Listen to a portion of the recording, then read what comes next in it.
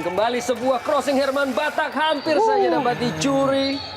Namun terlebih dahulu tampaknya merupakan sebuah pelanggaran tadi. Ya jelas sebuah pelanggaran karena bola sudah dipegang oleh kiper PKT Bontang Herman Batak. Kita lihat.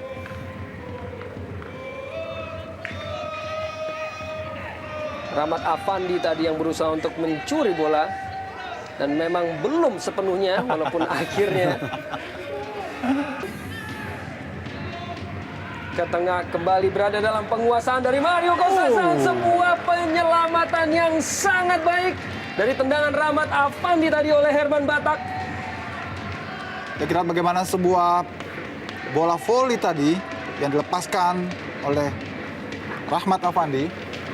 Namun kita lihat juga tidak lepas dari kontribusi Bola dari kotak penalti. PKT Bontang masih. Dan akhirnya sebuah tembakan langsung berada dalam penguasaan dari dan gol. Masih kita tunggu apakah yang terjadi, apakah terjadi sebuah gol. Ruben Karel Sanadi tampaknya. Masih terus kita tunggu tanda-tanda dari pengadil pertandingan. Tampaknya memang terjadi sebuah gol bagi PSMS Medan. Tidak terjadi sebuah pelanggaran offside tentunya. Ya, saya kira sebuah gol yang sangat sah memang. Kita lihat laju bola begitu lambat dan di sana Ruben memanfaatkan itu. Kita lihat terjadi sedikit deflection dan Ruben tidak terkawal, dengan mudah saja ia membelokkan bola. Kita lihat, dan inilah merupakan sebuah gol yang sulit diduga oleh Herman Batak. Iya. Tidak ada satupun pemain PKT Bontang yang memperhatikan Ruben sehingga tiba-tiba ia muncul berlari tepat di garis offside dan dengan mudah menceploskan bola yang sebenarnya sedikit lagi hampir saja diambil oleh kiper Herman Batak.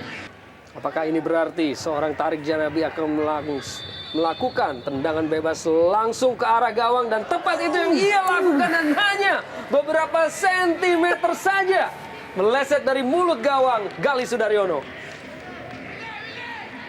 Sebuah tendangan yang sebenarnya cukup akurat.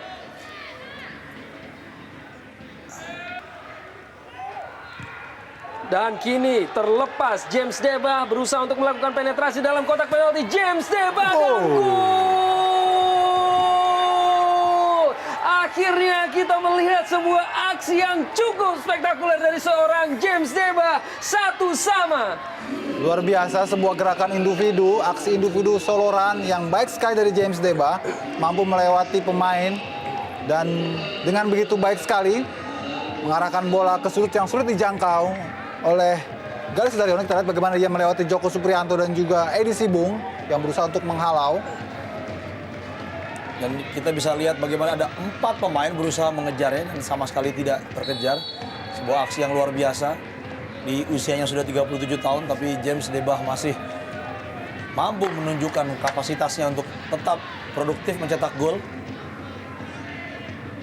Baru saja kita melihat sebuah peragaan teknik yang mendarat di kaki Titus Bonai. Kini dengan pergerakan di kotak penalti kembali dan berulang kali Titus Bonai yang mengawali gerakannya dengan cukup baik, namun tidak mengakhiri dengan sebuah keputusan Ya, memberikan efektivitas. Betul. Sayang sekali bagaimana kesempatan sebetulnya diperoleh oleh Titus Bonai. Beberapa kali ia bisa masuk ke dalam kotak penalti, namun eksekusinya lagi-lagi memiliki masalah.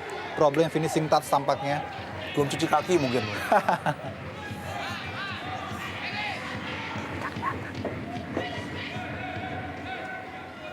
Satria Ferry tadi. Miftahul Huda kirimkan sebuah crossing. Josiah Seton dalam kotak penalti dan gol!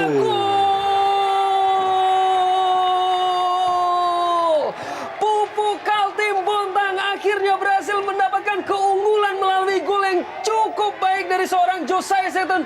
2-1. Luar biasa, sebuah kelebihan individu patut diberikan atau diberikan A+ pada seorang Josiah Seton. Bagaimana ia dengan begitu jeli, dengan naluri golnya yang tajam, di mana musim lalu dia bisa mencetak 15 gol, dan kali ini dia sepertinya menjawab keraguan pelatih Fahri Husaini dengan memberikan gol yang sangat menentukan di sudut gawang dari Gali Sudaryono.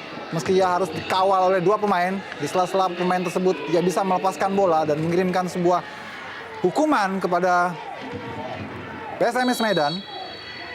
dari sebuah posisi yang sangat tidak menguntungkan, dijepit oleh dua pemain lawan, dan dari posisi yang membalikkan badan dan kecepatan tinggi, Josiah Seton mampu mencetak gol yang Kepada Mario Costas. Mario kirimkan sebuah crossing dalam kotak penalti, namun tidak berhasil dimanfaatkan oleh Andika Yudhistira Lubis.